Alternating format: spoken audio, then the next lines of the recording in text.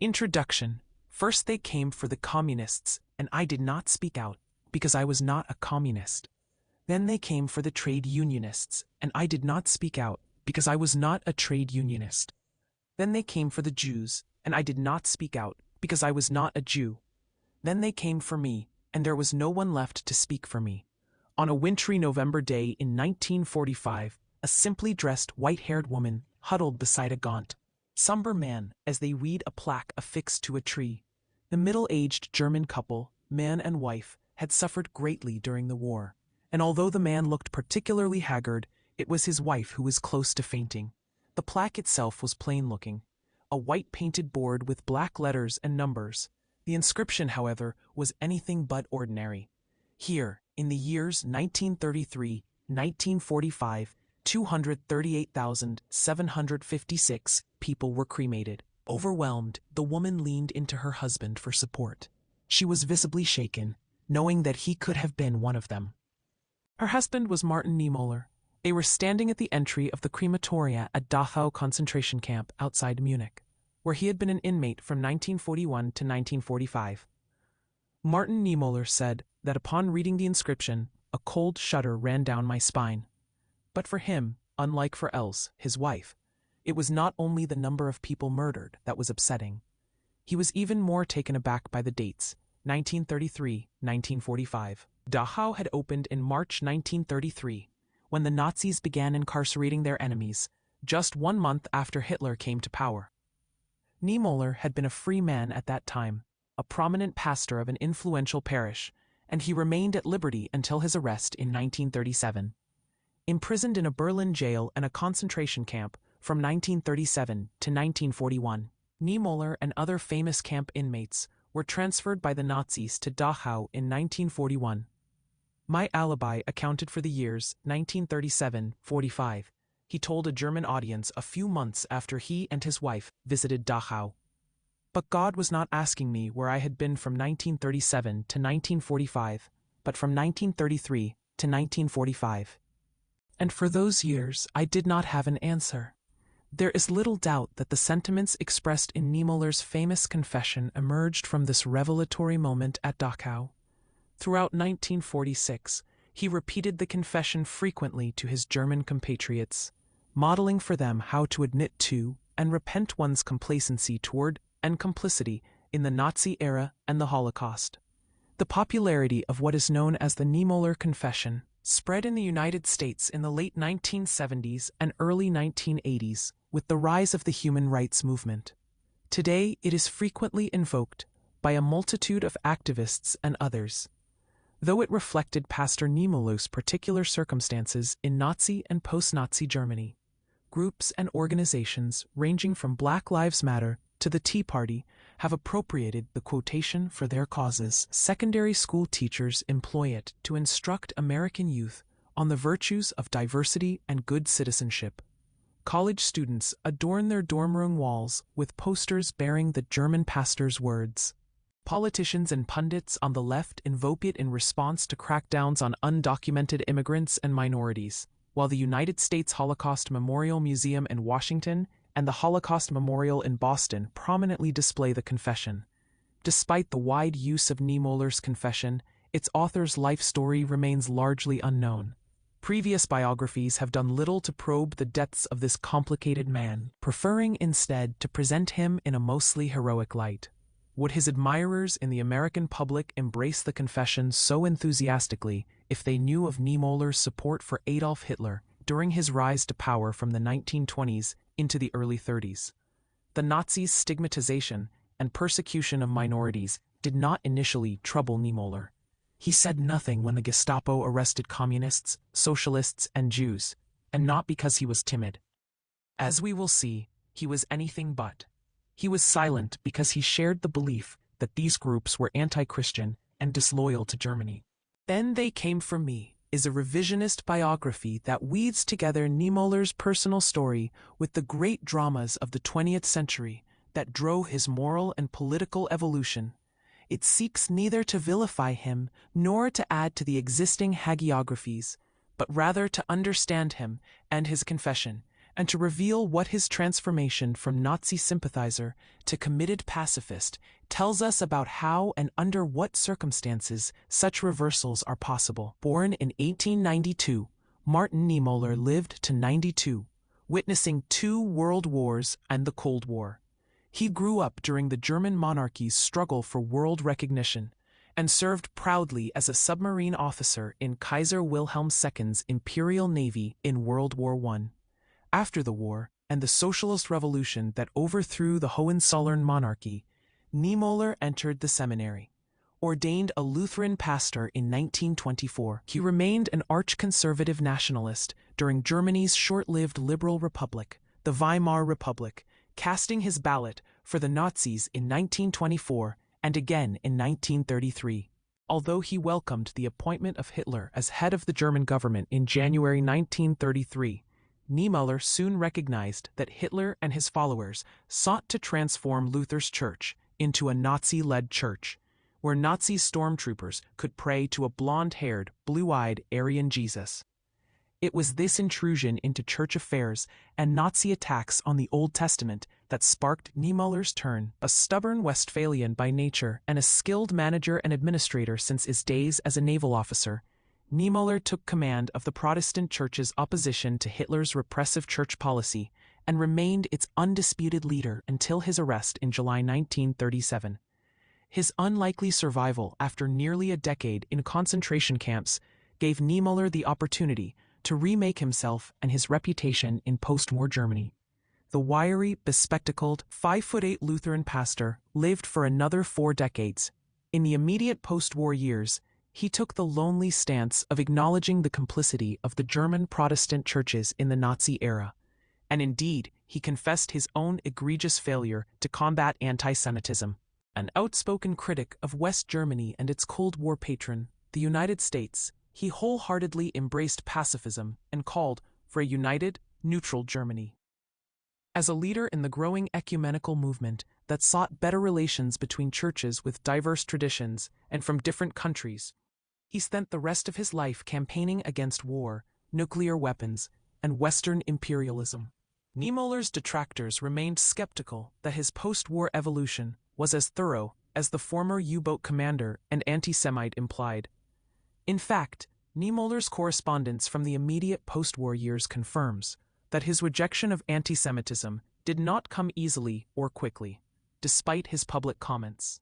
While the speed and extent of Niemöller's conversion in the years immediately after World War II are debatable, one cannot deny the long-term changes.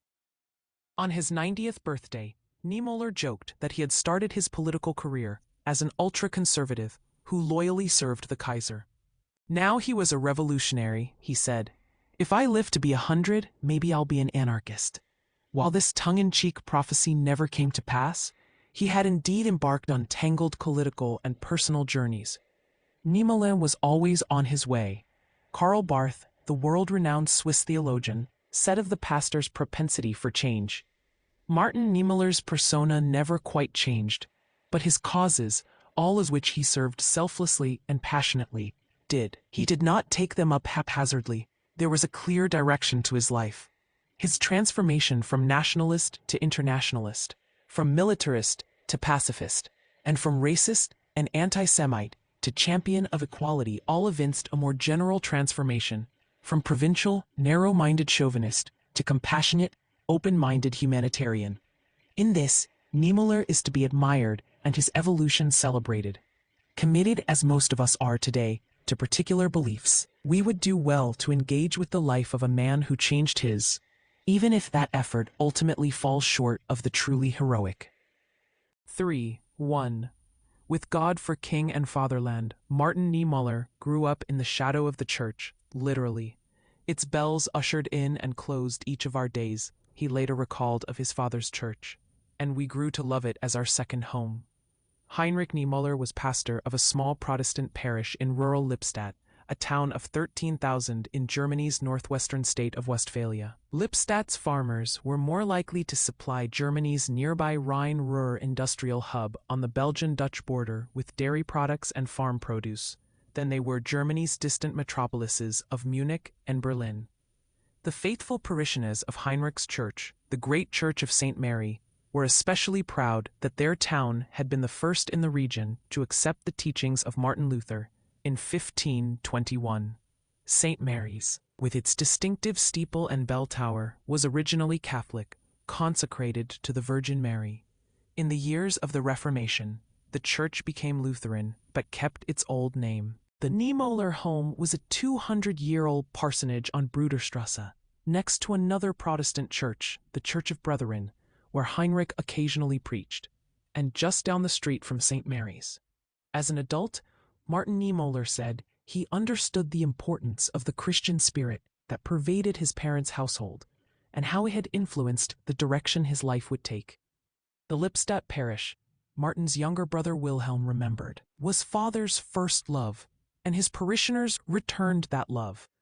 His passionately delivered sermons, with no ornamentation or deviations from Scripture, earned him the respect and devotion of his flock. God's word itself came to life, Wilhelm reminisced, and in such a way that parishioners understood it and absorbed it. 2. Heinrich, born in 1859, was typical of Protestant pastors at the time in that his devotion to God was matched only by his reverence for the Prussian German Hohenzollern monarchy. In 1871, Wilhelm I, a member of the Hohenzollern dynasty who had been king of Prussia since 1861, became emperor of the German Empire and was known as Kaiser Wilhelm. The national ideal was always foremost in Martin's upbringing, a friend explained. Asked later in his life by the journalist Günter Gauss if he had ever rebelled against this upbringing, Niemöller conceded, "No, I can't say I ever did." There were two reigning dogmas in his parents' house that no one could even imagine questioning. A good Christian is a good citizen, and a good Christian is a good soldier. Commenting on the politics of the church during the years of the Hohenzollern monarchy, Niemöller explained, there was an unseen motto engraved above the church door, for monarchists only, or for nationalists only. A social democrat could not be a real Christian and a real member of the church. His conviction was regarded as incompatible with the Christian faith. 3. Heinrich instilled his love of throne and altar in his 6 children, 5 of whom survived to adulthood. He and his wife Paula, née Müller, named their first son, born in 1890, after Heinrich.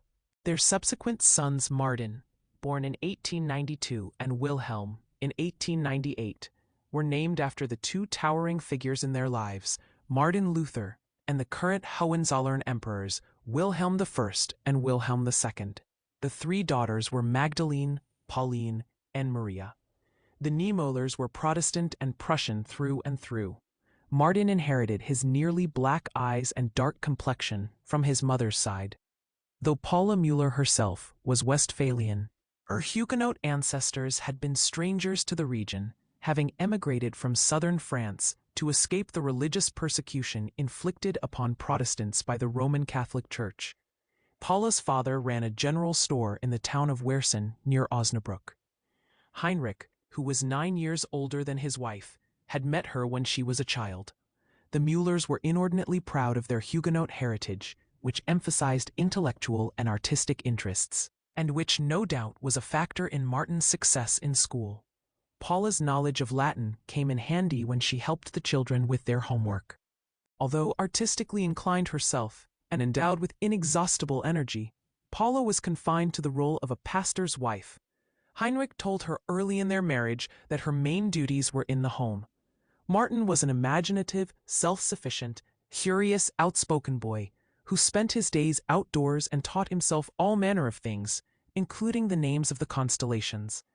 Before he was old enough to attend the local primary school, he had mastered numerals by using his mother's tape measure and scribbling with chalk on stone slabs in front of their home.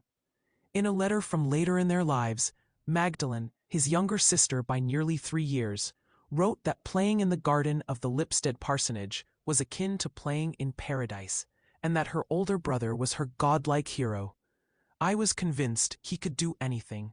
Martin played the piano and the French horn, led the school band, taught his siblings to swim, excelled at gymnastics, and always got the best grades in school.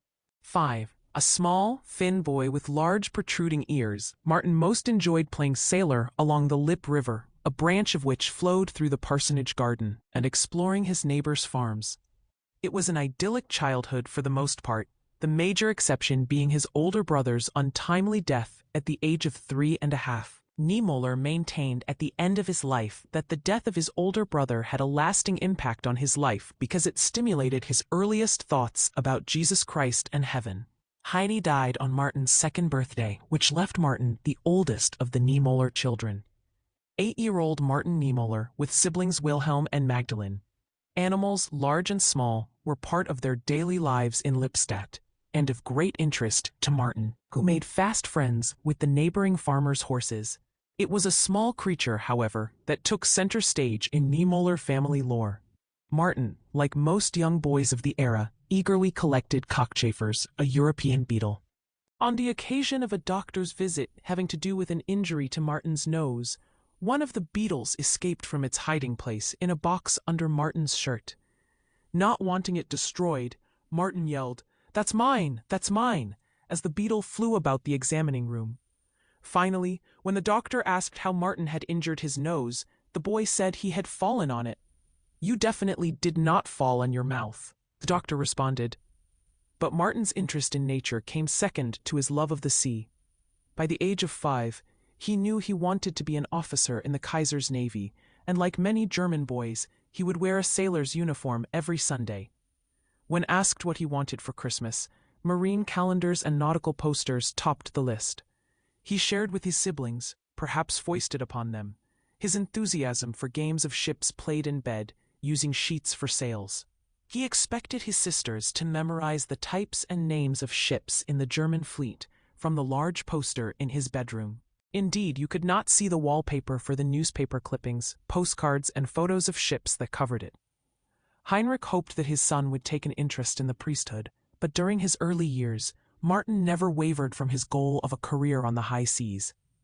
Foremost, of course, in the pastor's household was the time set aside daily for Bible stories and prayers to the image of Jesus above Martin's bed. Magdalene later recalled the importance of religious holidays in their lives, with Christmas, Easter, and Whitsun being celebrated with reverence and festivities. Their mother's special biscuits were Martin's greatest material delight at Christmas.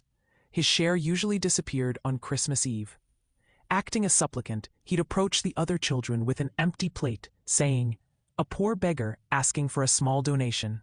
As pastor in Lippstadt from 1885 to 1900, Heinrich did his part to uphold the Reformation tradition in a region that was not always friendly to Protestants. Westphalia and its western neighbor, the Rhineland, acquired by Prussia at the Congress of Vienna in 1815, were strongly Roman Catholic. Protestants, who made up 2/3 of all Germans, but less than half of Westphalians, felt outnumbered and were not particularly enamored of their Catholic neighbors. The feeling was mutual. Catholics, always conscious of being a minority in the new Germany, were still smarting over Bismarck's anti-Catholic initiatives during the Kulturkampf, the state's legal persecution of the Catholic Church during the 1870s, and the continued underrepresentation of Catholics in higher public offices. 10 Jews made up less than 1% of the population in Germany, approximately 600,000 people, and a mere 20,000 lived in Westphalia. "I remember I was not a friend of the Jews," Martin NiemÄ admitted after World War II.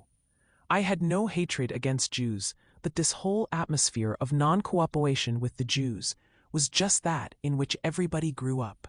Asked by Günter Gauss in the 1960s about his attitude toward Jews during his youth, NiemÄ responded, "In my native Tecklenburg, there were many farmers who were in debt to Jewish moneylenders and livestock traders.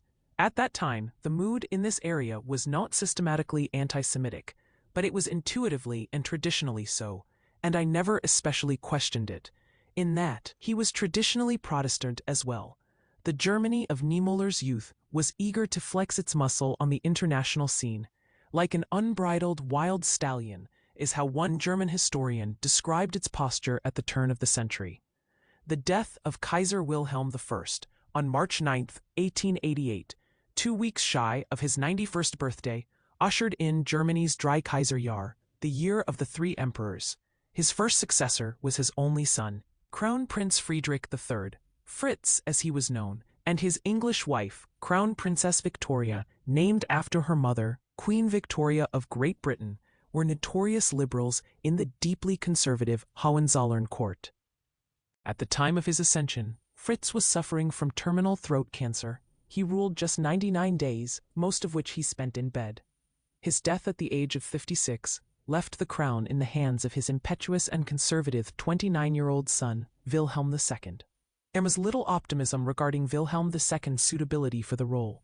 The new emperor's own mother described him as chauvinistic and ultra-Prussian, and confided to a friend that he was stuck-up, vain, proud, narrow-minded, insolent, and oh so ignorant. Chancellor Otto von Bismarck, a compatriot of Wilhelm I, groaned, "Alas, my poor grandchildren."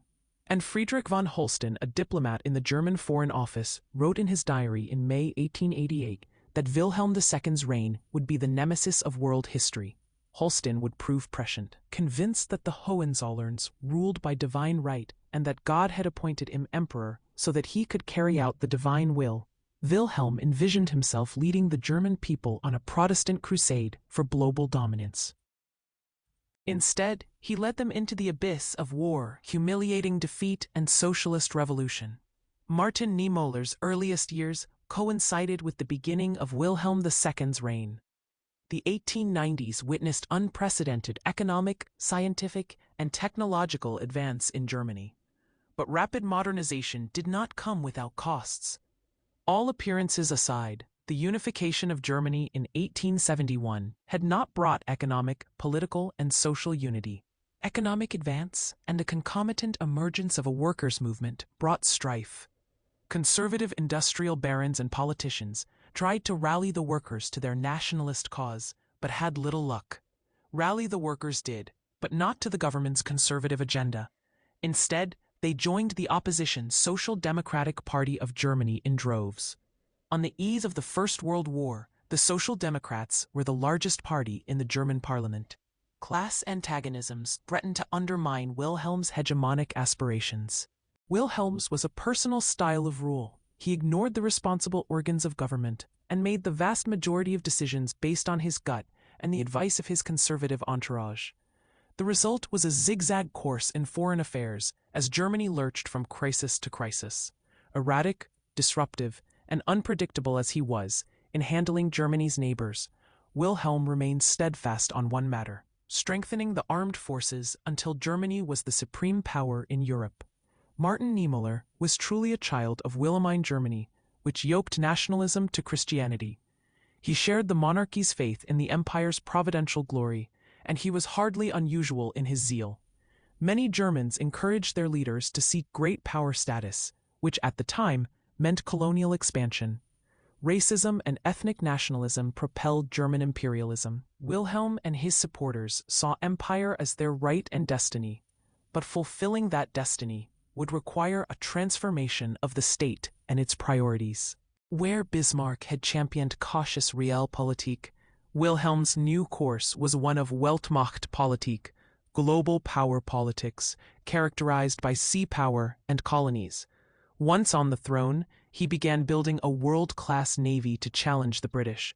In one of his first acts of international diplomacy, Wilhelm refused to renew the reinsurance treaty with Russia, opening the way for a Franco-Russian military alliance a few years later and the dreaded threat of a two-front war against Germany. Wilhelm loved pomp and ceremony. Contemporaries called his rule the age of festivities and speeches.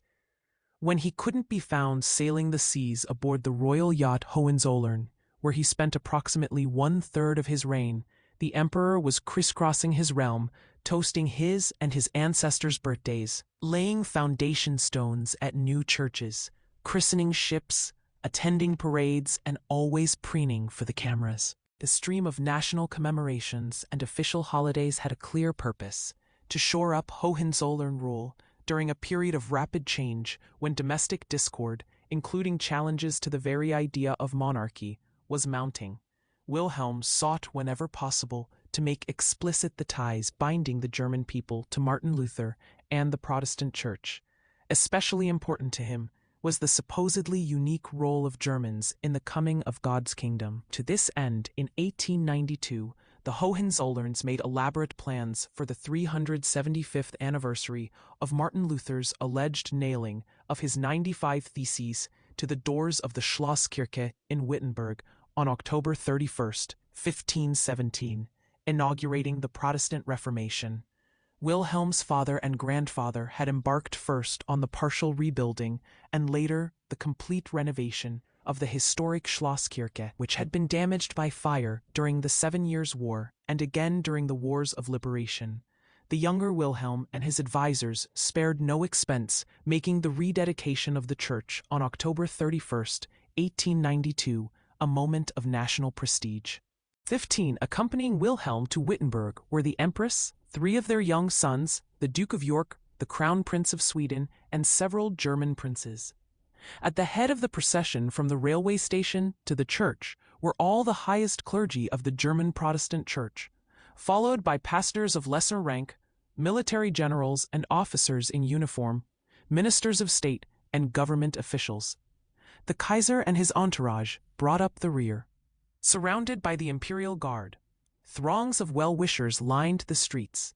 As the royal entourage approached Wittenberg's center square, where 2 huge statues of Luther and his collaborator Philip Melanchthon stood, trumpeters belted out Luther's most famous hymn, "A Mighty Fortress is Our God." With the crowds cheering, a young pastor in his robe and collar, overwhelmed by the patriotic religious experience, hurled his hat toward the Kaiser's entourage. Where it landed amid the honorary guard, the captain in charge called to the pastor, "Herr Pfarrer, enthusiasm is all very well, but you've spoiled my dressing." The guilty pastor, now full of apologies, was Martin Niemäller's father, Heinrich. Years later, when recounting the episode, he concluded, "But I would do the same again." As far as Heinrich was concerned, his participation in the rededication of Luther's church, in the presence no less of His Majesty, who also served as the supreme bishop of the church, was made possible by the will of God alone. 16. The year of Martin's birth, 1892, the German emperor set off on an ambitious effort to refashion Germany's place in the world. Wilhelm II's administration submitted to Parliament a bill seeking the highest ever peacetime investment in the army. The emperor felt strongly that the threat of a 2-front war against France and Russia justified drastically increasing the number of men in uniform. But even more important was a naval buildup.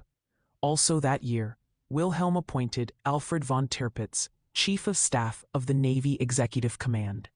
Tirpitz convinced Wilhelm that the British Royal Navy was the main obstacle to Germany's power, necessitating construction of many new battleships. Until Wilhelm's ascension to power, the Navy had been the nation's junior service, commanded by army generals. But the new Imperial German Navy, the High Seas Fleet, would be the darling of the young Kaiser, the source and symbol of his globe-spanning might. Where Wilhelm I had used the Prussian army to make Germany a great power, Wilhelm II intended to use the German Navy to make Germany a world power. That these initiatives alienated other powers on whose good graces Germany relied did not concern Wilhelm. The consequences for Germany and for the world would be dire. The fleet was built at lightning speed, as demanded by Tirpitz's risk strategy. The Grand Admiral did not believe that Germany actually had to be stronger than Britain on the high seas, only that it had to be strong enough to scare the British off from a direct encounter. He assured Wilhelm that once the naval buildup was completed, Britain would have lost all inclination to attack us. As late as April 1914, Tirpitz maintained, "The pressure exerted on England, just by the presence of our fleet, the threat to their position as a world power, better than anything else, ensures peace." Moreover, a large and powerful German fleet, Tirpitz argued, would have alliance value. That is, it would convince the British that it was in their best interests to ally with Germany against Russia and France. And if both deterrence and alliance should fail, Tirpitz assured Wilhelm, by 1920, Germany could build the high-quality ships, develop the superior tactics, and train the qualified officers it would need to have a real chance of victory over the British Navy in the North Sea. The attempt to inspire alliance through competition proved self-defeating. where Bismarck had advised keeping off the seas in order to ensure Britain's good graces, Wilhelm's saber-rattling led to the very thing it was intended to head off: confrontation. "I have no desire for good relationship with England at the price of the development of Germany's navy," he proclaimed. Britain accepted the challenge, and the naval arms race was on. The maritime expansion from the 1890s to 1914 electrified the German middle class, which took great pleasure in the spectacles of modern shipbuilding, launches of new warships, and ceremonial fleet reviews, presided over by the Kaiser. The race to build more and better ships, the cult of the uniform, and the naval mania in the popular media bolstered their patriotism. Tirpitz's naval office carried out its own public relations campaign aimed at influencing popular opinion and the legislative process.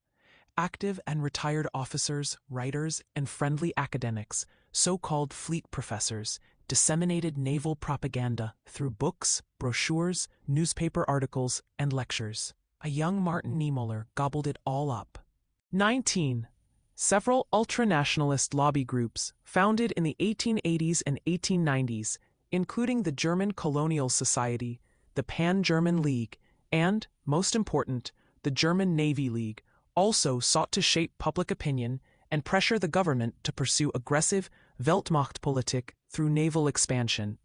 Members of the German Navy League were predominantly middle class and represented a new form of right-wing politics from below. In addition to organizing an extensive lecture circuit, the League published leaflets, posters, postcards, and a newspaper, defied, with a circulation of 750,000.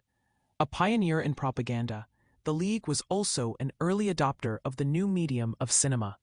The Franco-Russian alliance of 1894, which followed Wilhelm's rejection of the reinsurance treaty, should have been warning enough to stay on good terms with Britain.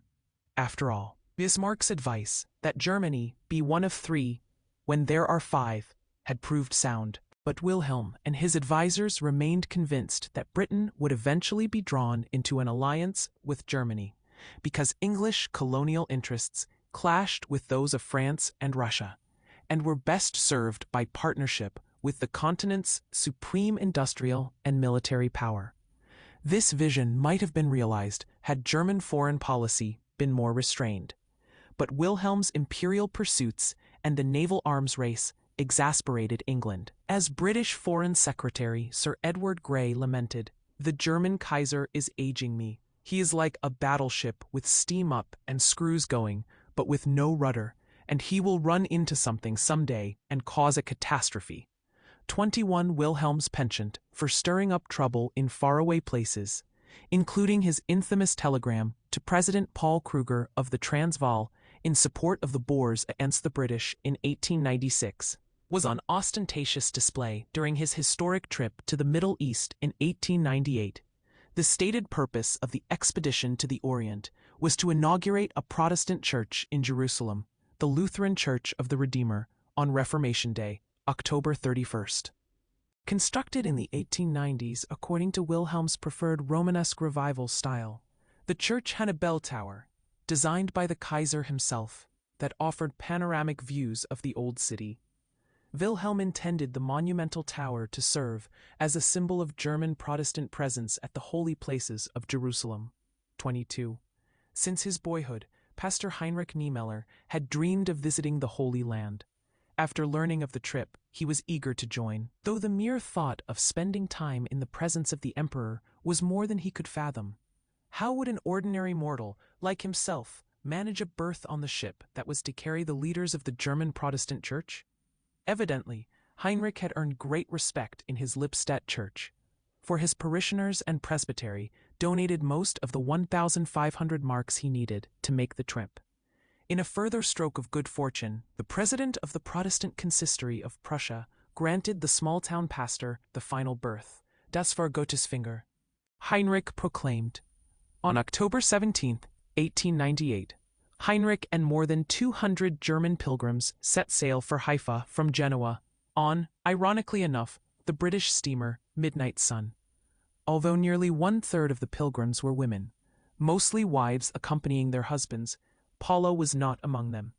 When Heinrich set off on this month-long adventure, Paula was left tending the home fires with 4 very young children, including 6-month-old Wilhelm, 23. Given the tensions in the Middle East, it would have been a good time for Wilhelm II to heed Bismarck's famous quip that the entire Orient wasn't worth the life of a single Pomeranian grenadier. But instead of the sober diplomacy the Eastern question demanded, Wilhelm engaged in bombastic theater. For Kaiser Wilhelm, the inauguration of the Church was an opportunity to practice Weltmachtpolitik.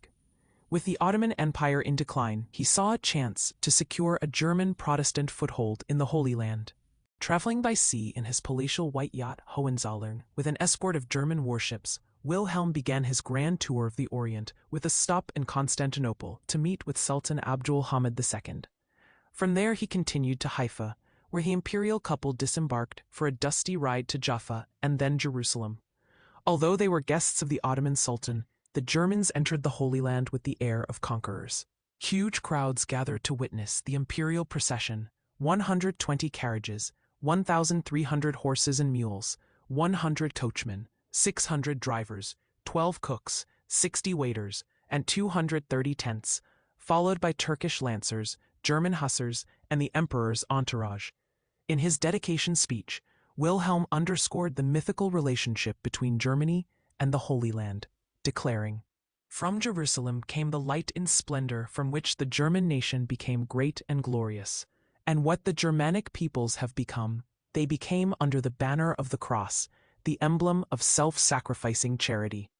24. The pastor from Lippstadt looked on in awe. The German Protestant pastorate claimed that it was apolitical and above party politics, but in fact, the vast majority of pastors were intensely loyal to the Hohenzollern monarchy and supported right-wing anti-Semitic parties. To celebrate Reformation Day in Jerusalem in the presence of His Majesty was an unforgettable benchmark in Heinrich Niemäller's life.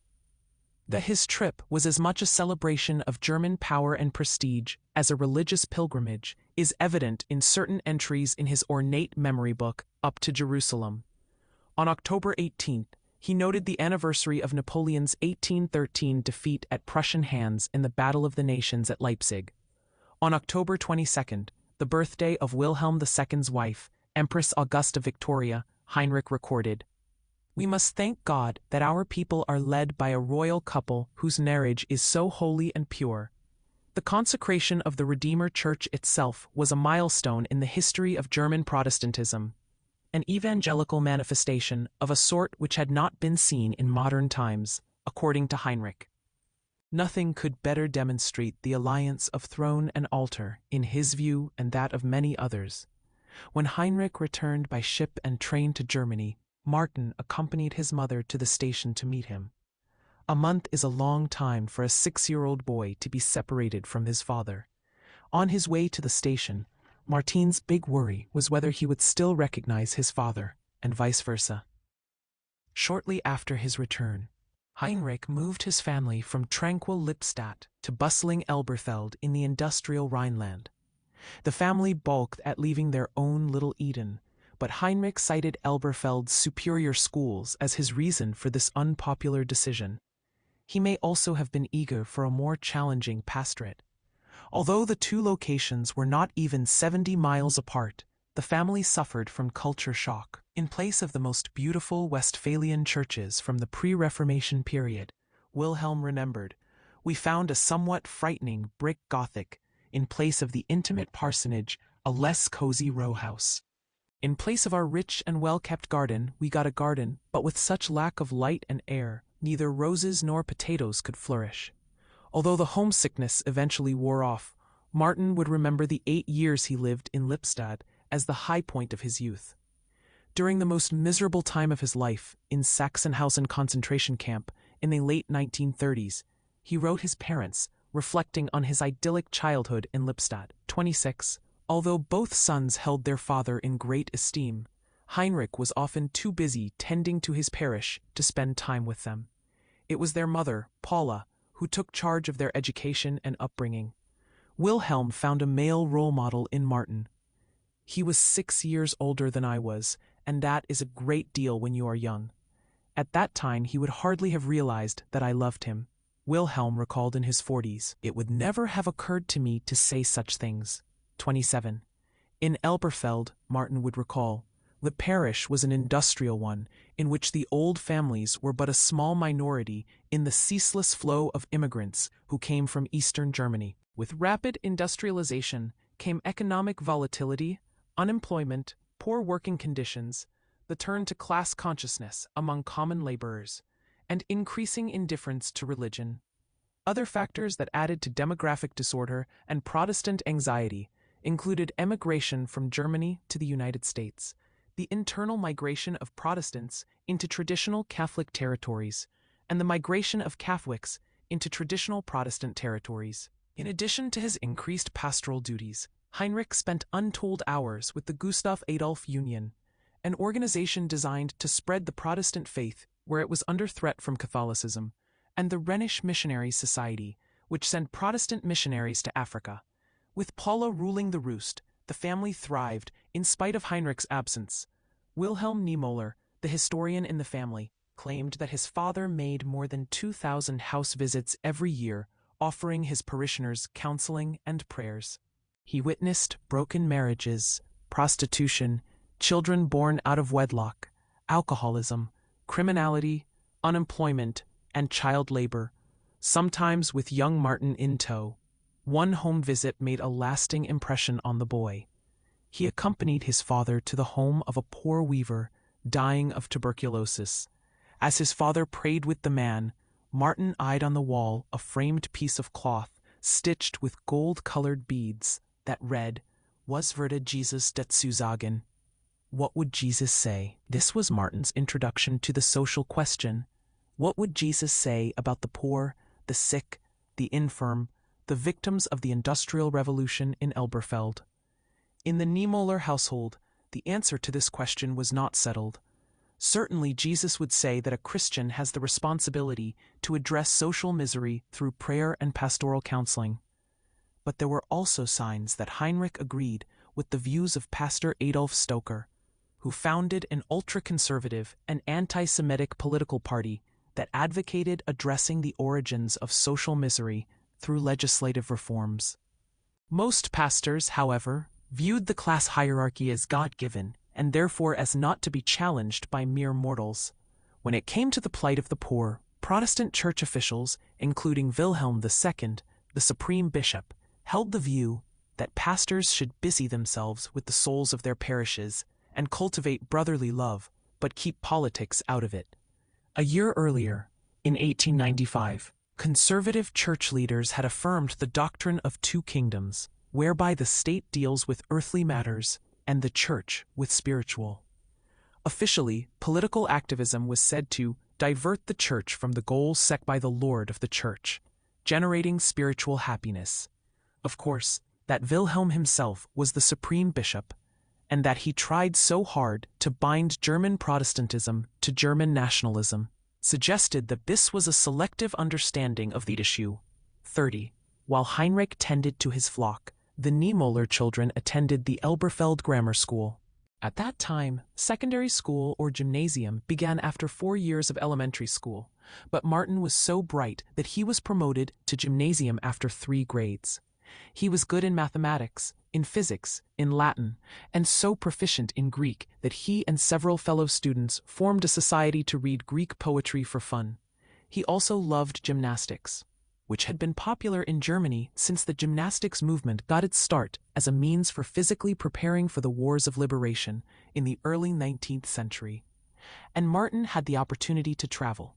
When he was 16, his parents arranged for him to spend part of his summer vacation in London as the guest of a British family, the Lums. The steamship voyage to England was his first experience of the sea. For a month, he crisscrossed London, devouring its museums, galleries, and architecture, and especially enjoying the bustling traffic he spied on the Thames River, all the while referring to the English-language dictionary that never left his hand. The Lum family reinforced Martin's English studies in the evenings with Shakespeare readings. 2 years later, in 1910, he graduated from gymnasium at the top of his class. His formal classical education was behind him. He was off to join the Navy. After graduating from high school, Niemöller explained, I left my parents' house to enter the Imperial Navy and to realize the ardent longing which had filled me since childhood. Shortly before Niemöller entered the Flensburg-Merwick Training College north of Kiel on the Baltic Sea, none other than Kaiser Wilhelm had appeared in person to inaugurate the college and celebrate the cadets' choice of career. I love the profession which you, my young comrades, have chosen, he announced at the opening of their new training facility. Wilhelm mused that the honor and prestige of a naval career distinguished the officer cadets from the unpatriotic louts and scoundrels in the German parliament. By the time Niemöller joined the Navy, the arms race was in full swing. The British had upped the ante in 1905 with the construction of the 17,900-ton battleship Dreadnought. Mounted with 10 huge cannons, the ship was nonetheless capable of high speed, 21 knots, thanks to its state-of-the-art steam turbine. Kaiser Wilhelm and Admiral Tirpitz responded with rapid construction of their own dreadnoughts and increasingly efficient U-boats. The growing size and sophistication of the fleet placed new demands on officers and sailors. Between 1897 and 1914, the number of naval officers grew threefold. Some 85% were middle class, and most, including Niemöller, had completed the Abitur. That the Navy was the melting pot of Germany, as Tirpitz put it, was an exaggeration, but the Navy's middle-class officer corps stood in sharp contrast to the caste-ridden army, dominated as it was by nobility. Even Tirpitz, the son of a judge, lacked noble status until Wilhelm granted it in 1900. Still, officers behaved with intolerance toward non-commissioned officers and enlisted men, many of whom were artisans with technical skills and union members. 32. The 200 or so naval cadets in Niemöller's class were much like him, educated, relatively affluent, and Protestant. One of Niemöller's middle-class Protestant classmates, Karl Donitz, would become commander-in-chief of Hitler's navy and briefly succeed the Führer as German head of state in 1945. The cost of attending the Naval Training College was significant, approximately 2,000 marks per year, ruling out the lower classes, who were not, at any rate, viewed as officer material. To ensure social homogeneity, the sons of social democratic or trade unionist homes were barred, along with Jews, even if they could afford tuition. The number of cadets in Niemöller's class who were Catholic could be counted on one hand. Shortly after joining the Navy, Niemöller and his fellow cadets took the oath of loyalty to the Emperor at the Garrison Church in Kiel. I, Martin Niemöller, swear a personal oath to God the Almighty and All-Knowing that I will faithfully and honorably serve His Majesty, the German Kaiser, Wilhelm II, my supreme warlord, in all and any cases, on land and at sea, in peacetime and in wartime, regardless of where this may be, and will act in a manner proper and suitable for a righteous, intrepid, honor and duty-loving soldier. For devout and patriotic men such as Niemöller, an oath to God and Kaiser was sacrosanct. Niemöller would say later in life that he considered his oath to the Kaiser binding until Wilhelm's death in 1941. Training and instruction for naval cadets took about 3 years. In the first, Niemöller received 6 weeks of infantry training, followed by over 10 months on school ships. He learned the arts of navigation, engine tending, and stoking. During his time on the training ship Hertha, his crew called at ports in the Baltic and North Seas, the Atlantic Ocean, the Mediterranean, and the Adriatic, including such exotic locations as Tangiers, Port Said, and Haifa. Although there was little meaningful interaction with the locals in these places, just being so far from home was an education for a young cadet raised in Lipstadt and Elberfeld. On one voyage during his first year of training, while off the coast of Norway, Niemöller had a pleasant surprise. When the British steamer Midnight Sun sailed past the Hertha, Niemöller recorded in his log, "In this ship, my father took part in the Emperor's visit to Palestine in year 1898. But his reaction to an encounter with the Kaiser's yacht that same year on the high seas was even more thrilling.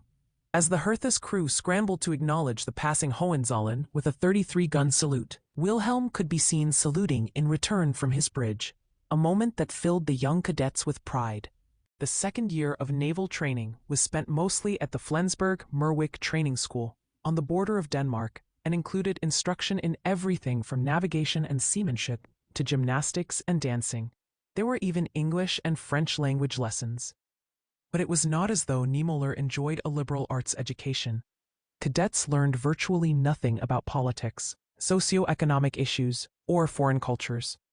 When, at year's end, NiemÄ took executive officer examinations, he again finished at the top of his class. Cadet Martin NiemÄ, with good friend Hermann Bremer, 1910. More specialized training followed in gunnery and torpedo warfare, among other areas. During his final year, NiemÄ was scheduled to join the 23,000-ton battleship Thuringen for additional experience at sea, but having caught the eye of superiors, he was singled out for training as a torpedo officer, and upon successful completion of this course, promoted in September 1913 to lieutenant. At the age of 21, NiemÄ received his officer's uniform and sword. The year 1913 was a festive one for German patriots, filled with celebrations, parades, and military pomp. Wilhelm II kicked it off with festivities marking his 54th birthday on January 27th. It was also the silver jubilee of his ascendancy to the throne in 1888, and more important, the centennial of the Battle of Nations in 1813, when Prussia and her allies defeated Napoleon at Leipzig. Wilhelm announced that he wanted the festivities to remind us in the present what we owe the fatherland, and to stimulate in the population the same loyalty and unity their forefathers had displayed 100 years earlier.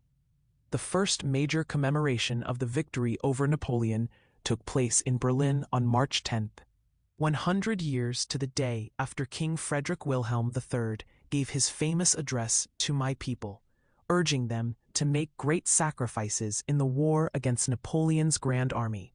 Whereas Frederick Wilhelm III had addressed his message to all Prussians, Wilhelm II's 1913 address wasn't aimed at all Germans. Its title was To My Army. The emperor declared it a holy duty to revive the memory of the people's devotion to the Hohenzollern monarchy displayed in the Holy Crusade against Napoleon.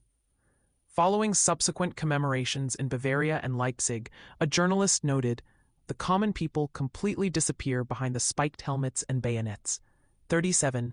Wilhelm's attempt to control the masses was only partially successful. His reign witnessed the emergence of grassroots mobilization on the left and right, political forces that were not easily harnessed by the governing elite.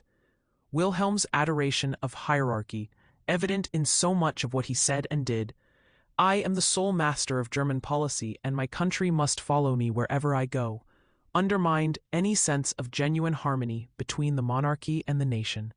As the German Navy League enthusiast Hermann Heydweiler observed, "We are not vassals, but free citizens who are come of age." 38.